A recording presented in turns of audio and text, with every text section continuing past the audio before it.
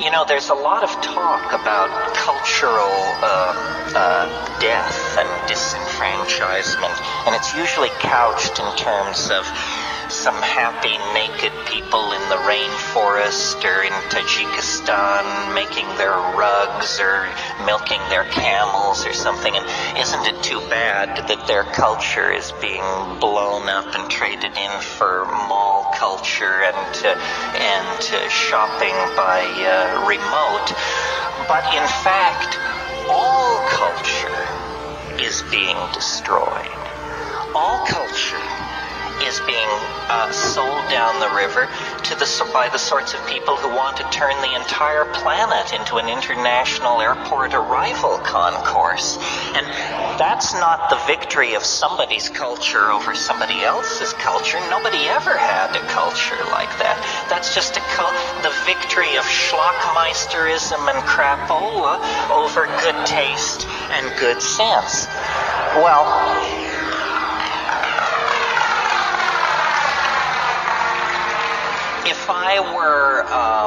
if I were dependent on the notion that human institutions are necessary to pull us out of the ditch, I would be very despairing. As I said, nobody's in charge. Not the IMF, the Pope, the Communist Party, the Jews. No.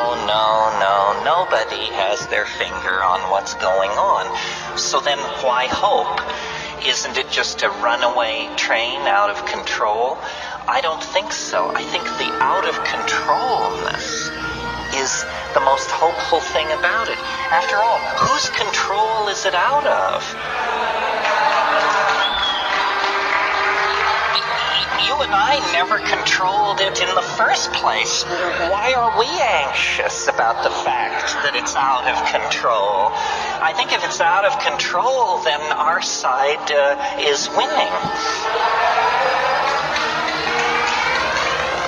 To me, the most confounding datum of the psychedelic experience is this thing which I call the eschaton. And I want to talk about it a little bit this evening because I think it is the hardest thing for people to grasp about my particular rap. And, you know, sometimes I've talked to many of you about psychedelic plants, shamanism, techniques, chemistry, approaches, so forth and so on.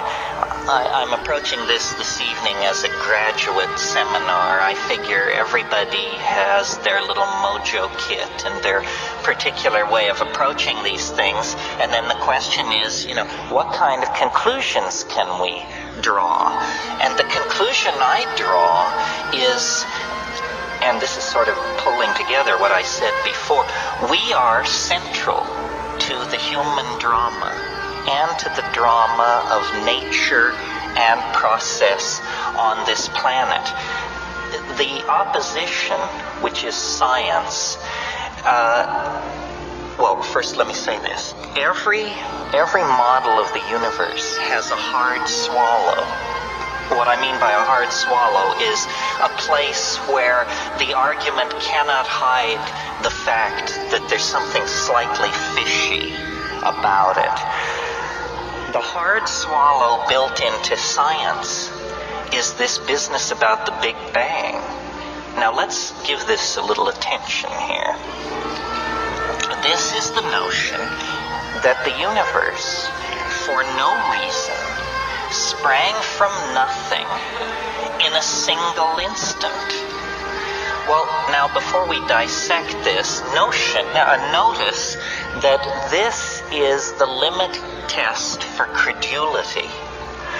Whether you believe this or not, notice that it is not possible to conceive of something more unlikely or less likely to be believed.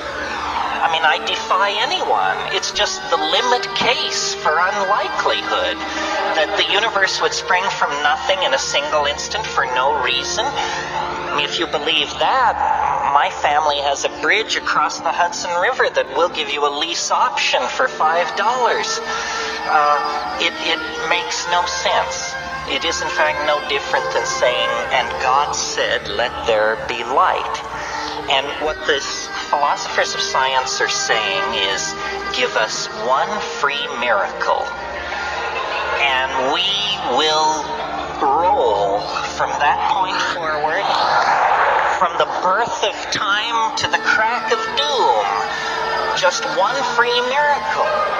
And then it will unravel according to natural law and these bizarre equations which nobody can understand but which are so holy in this enterprise.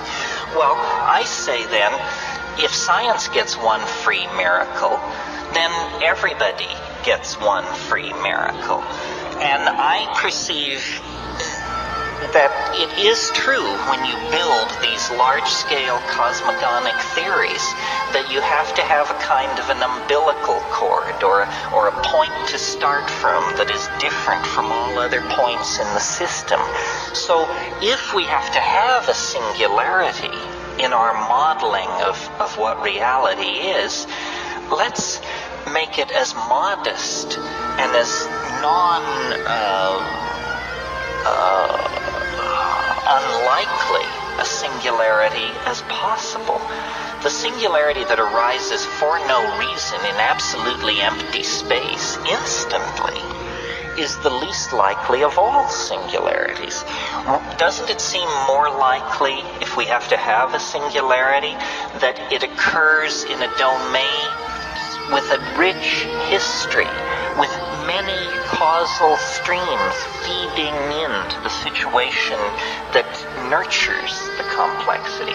In other words, to put it simply, if you have to have a singularity, doesn't it make more sense to put it at the end of a cosmogonic process than at the beginning? And I think this is the great breakthrough of psychedelics and shamanism, that science got it absolutely wrong. The universe didn't begin in a singularity. Who knows how the universe began, or would even presume to judge?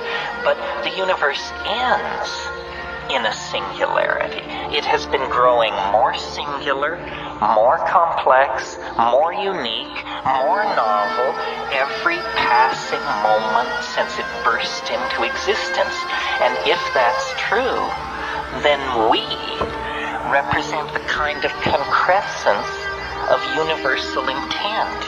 We're not mere spectators, or a cosmic accident, or some sideshow, or the Greek chorus to the main event.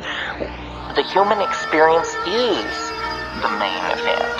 The coordination of perception, of hope, of dream, of vision that occurs inside the human heart-mind-body interface is the most complex phenomenon in the universe.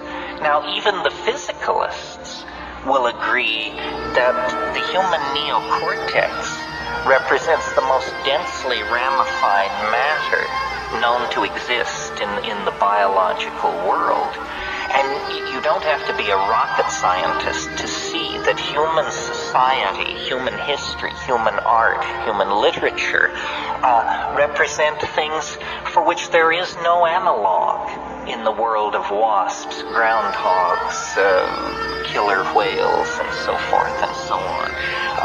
In our species, complexity has turned inward upon itself, and in our species, time has accelerated. Time has left the gentle ebb and flow of gene transfer and adaptation that characterizes biological evolution, and instead, historical time is generated.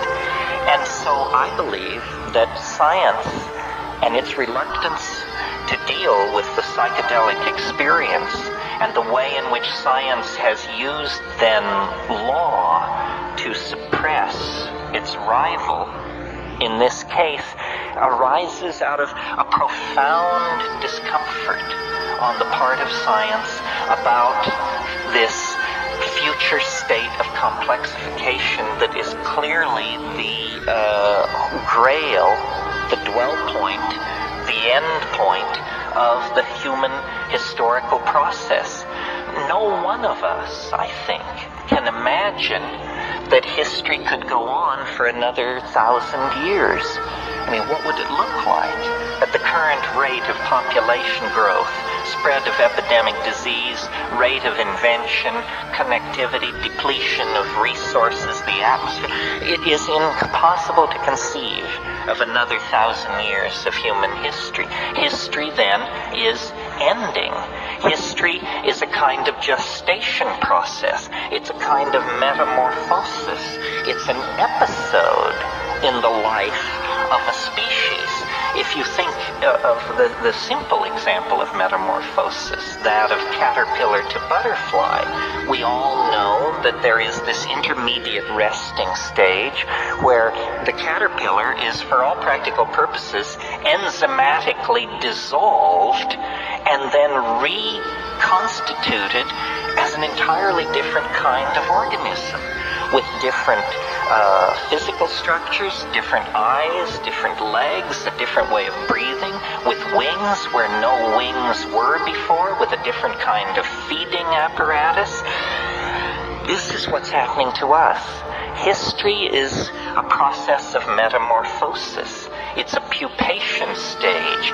It begins with naked monkeys, and it ends with a human-machine, planet-girdling interface capable of releasing the energies that light the stars. And it lasts about 15 or 20,000 years, and during that period, the entire process hangs in the balance. It's a period of high risk. It's like what a butterfly is doing in a cocoon, or what is happening to a child in the womb. It's a gestation process where one form of life is being changed into another.